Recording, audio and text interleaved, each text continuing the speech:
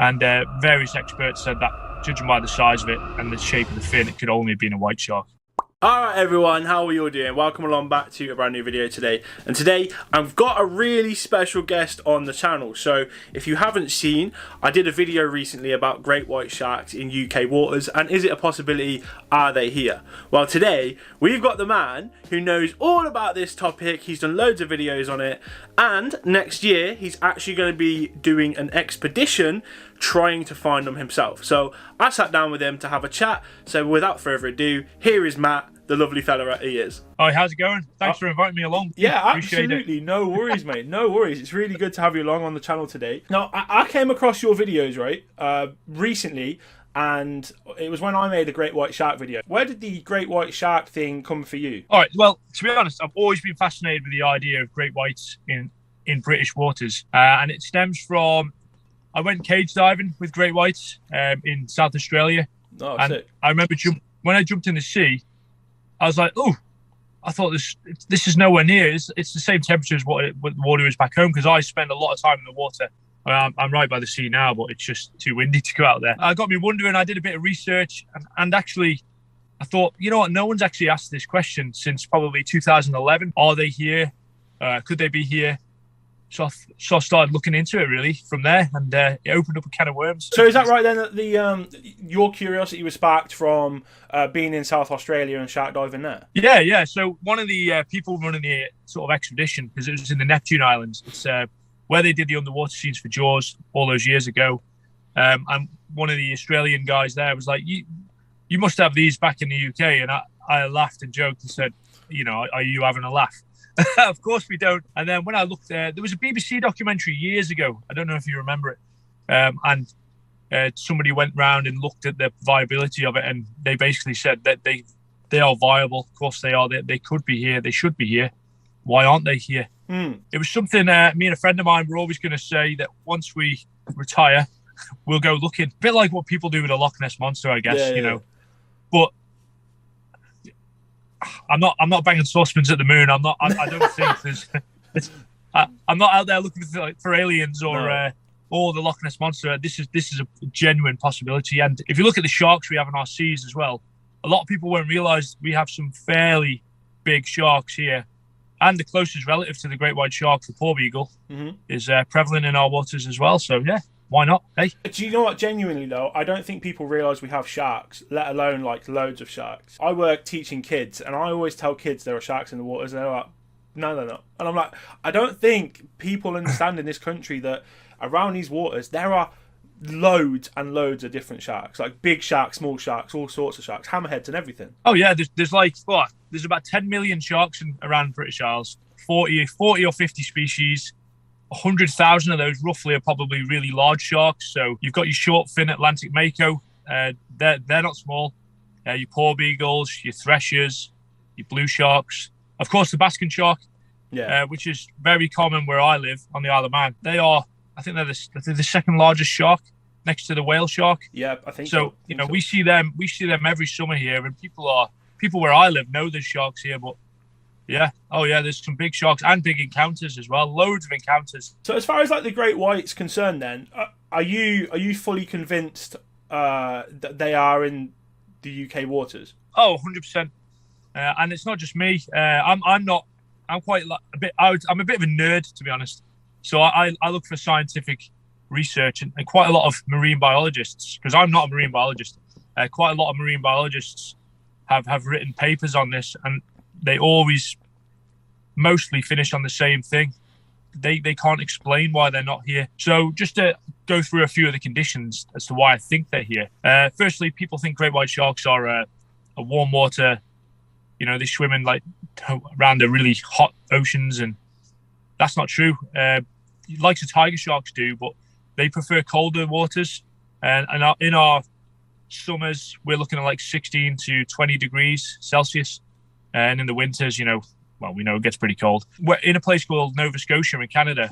They are prolific, and their water temperatures are actually colder than ours. So water temperature, that's not a concern. And actually in Campbell Island, which is a sub-Antarctic island below New Zealand, I was talking to a man who was attacked by a great white shark, a big one as well.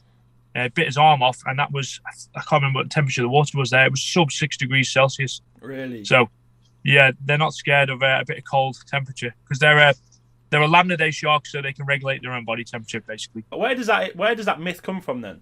Probably Jaws, the film Jaws, Amity Island, and certainly some of the other ones where they're out in the warm water in their shorts, I guess. And people always assume that it's always going to be warm. And of course, we have lots of attacks in Australia, but South Africa's conditions mirror ours quite similarly. Can we talk about the sightings that have happened potentially? There's nothing ever been confirmed, but a lot of these sightings date back to probably early 2000s and late 90s. So people weren't running around with GoPros then, were they? No. That's my sort of thought process. There's been about 100 sightings, and Richard Pearce, who's head of the Sharks Trust, a bit of a shark expert, he's also done a couple of expeditions looking for them. He has narrowed them down to what he classes as the credible sightings. I think you mentioned there's one in Scotland, Dr. Simon Greenstreet, who was a marine biologist, albeit he specialised in jellyfish, but they were out diving and they come across a large white shark, and he was able to describe the dorsal fin, the shape, the aggression, the way it swam in the water. He was able to rule out the basking shark straight away. Now, there is a chance that it could have been a mako shark or a porbeagle, because we have them, and they're very similar. But a porbeagle shark's got quite a rounded dorsal fin, so they're quite easy to rule out. And then there was a sighting in the 90s in Blue Fox off a boat down Cornwall, and those guys had shark expert journalists on board. And the shark came right outside the boat, and they got a really good look. But again, no photography. There was a photo taken though, and I won't go into all the sightings because I'll bore you to death. I did do a video on it, but in Pentland Firth, where a large shark was caught in the nets, and somebody did take a photo of its fins before dropping it back in. And various experts said that, judging by the size of it and the shape of the fin, it could only have been a white shark. No one has proven it. That's the thing. But no, that's technology. I wonder why it's not been proven. Like, if they are around here, and there probably have been people looking and fishing boats and the rest of it. What, in your opinion, why do you think it's never been proven? Basically, the thought process is, if we do have great white sharks, they're either coming across the North Atlantic, in which case we'd have big mature ones off the west coast of Scotland, where the waters are fairly volatile anyway most of the year, I would have thought.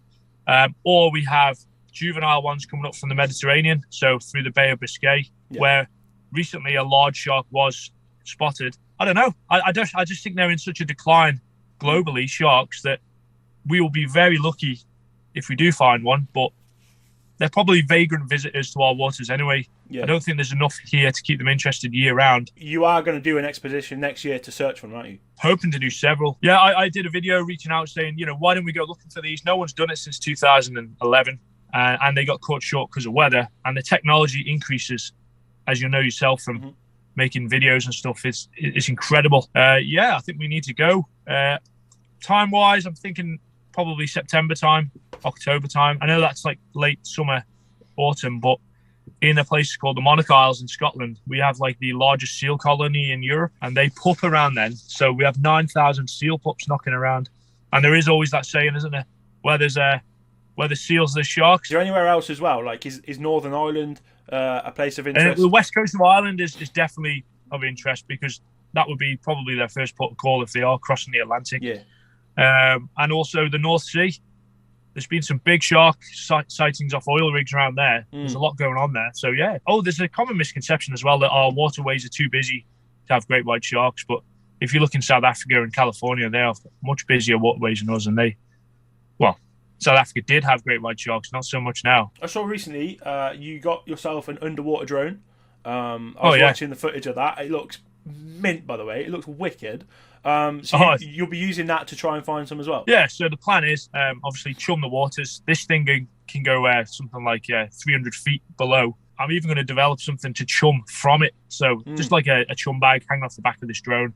So it's creating the nice slick from, obviously, lower down in the sea levels to higher up. The Irish Sea's not particularly deep anyway, so it's not going to be a problem. And even sit it in the water looking up out of the kelp at like the chum, or trailing things like seal outlines. And it's going to be useful. Yeah. So you're gonna go full pout for this then? Oh yeah, yeah. Well, you have to. If you're going to do it, you're going to do it right, aren't you? Got like obviously aerial drones as well. Yeah, yeah. There's the guy, the Malibu artist, who's always out filming with the aerial drone. Yeah. I've always got that whizzing around. I have filmed other marine life with it, dolphins and basking sharks and stuff. But yeah, equipment these days. I think I've got like a 360-degree camera as well, which is really good. Dump that in, that'll record everything, and then we review the footage afterwards, so we don't miss things like what we do with GoPros when you're I didn't point it that way. Yeah, man, it sounds like you're thinking of everything anyway to try and like really nail it and find it. If any of your subscribers have got any suggestions, I'm always open to it. I mean, that's the thing. I've had a lot of people say, oh, you should contact like, I don't know, National Geographic and see if they're interested, but I don't want to lose the spirit of a bit of adventure and the fact that don't over dramatize it, and also keep it free for everyone on YouTube. So I'll document the whole thing and as it happens. And you found a big audience with it. Like the Great White Shark videos that you do, they get a good reception. Like there's a lot of people interested in what you're actually trying to do and what you've been doing so far. There's two ways to look at it. It's pretty niche, and you're always going to get those haters that jump on and say, are you for real? But why not? Worst case scenario, we don't find anything, and we're not any worse. We're not hurting anybody. Well, exactly. And again, it's not like you are searching for the Loch Ness monster. This is a real animal that's got a real viability of being in this place. So it's not mental, is it? It's not a ridiculous idea. No. And also off the back of the expedition, I am going to get my own boat and just go out on 1-2 day adventures, camp on board. I say camp, I don't know if that's the right word. I'm not really a boat person, but free dive, go scuba diving off it, chum the waters, see what happens. Worst case scenario, we know we've got orcas in our waters. It'd be great to see them. Yeah, exactly. Get some interactions, makos, port beagles, blue sharks. Sounds really cool. I don't know if you know of YBS Young Bloods, but it sounds like you might be the English version of that. Yeah, I have watched some of his videos. He is pretty cool. Can people support this expedition? Can they get involved? Is anything like that happening, or? Yeah, so I've kind of put out there on YouTube that, I can't do this on my own. Like I said, I'm not a marine biologist. I'm trying to get a marine biologist to come along. And in fairness, I've got 3 now who are interested. But also boats, I've got the offer of quite a large boat that's got a bit of shark history. It caught the largest mako shark ever found in British waters. But I'm not trying to catch sharks, by the way. Yeah. I don't mind. If we do, we'll be catch and release because they're amazing animals, and I don't want to in any way harm them. So if anyone wants to get in touch, obviously shameless plug here, but I am on YouTube, Islander Outdoors, and Instagram. Same. Give it a shout. I'm pretty receptive to comments, most of them. As soon as I've got a concrete plan and a decent team behind me, we'll go to the national press and try and get some get it going. Drum it up, definitely. Yeah, well, you have to drum it up, don't you? Yeah. Yeah, I'll be supporting you anyway. Like, this is obviously, as I've mentioned to you in the DMs, like, this is really in my boat. Like, well, pardon the pun and all that, but like, this is really in my sort of like domain of trying to find things that are elusive or shouldn't be there, sort of thing. So, yeah, I'm all for it, and I love what I've been watching. So, yeah, continue it, and hopefully next year when it comes around to it, you can try and find one and actually do find one. If it doesn't happen first time, I'm not going to just sack it off. It's going to be an ongoing thing. But yeah, it's great. And with your channel as well, it's I really enjoy all your videos. And when the expedition does kick off, it'd be great to do something like this again and explain what we are going to do, so your viewers absolutely, mate, can get amongst it. Absolutely, mate. I'm fully up for that. Support is here from me. So good luck with what you're going to do anyway. And I'm keen to look and see how you get on with it. But thank you for coming on the channel today, Matt. I really appreciate it. And obviously, people go over to Matt's channel, Islander Outdoors. The links are in the description down below. Anything you want to say to finish off? No, I apologise. I sound like I'm underwater at the moment. I've got a cold. I haven't got COVID, but I'm pretty congested, and that's why I'm not going free dive or anything today. So, yeah, hey, is what it is. No, thank you very much. I appreciate your time, and I love what you do with your videos. They're right. I feel like you found a real niche as well, because nobody's doing the videos you're doing. You have to come over here and come and have a look at our wild wallabies and suspected big cats. Wow, the big cats, they can maybe jog on, but the wallabies, definitely, that's my thing. But yeah, thank you anyway, mate. I really appreciate you for coming on. Cheers. And good luck with what you do. Yeah, thanks, guys.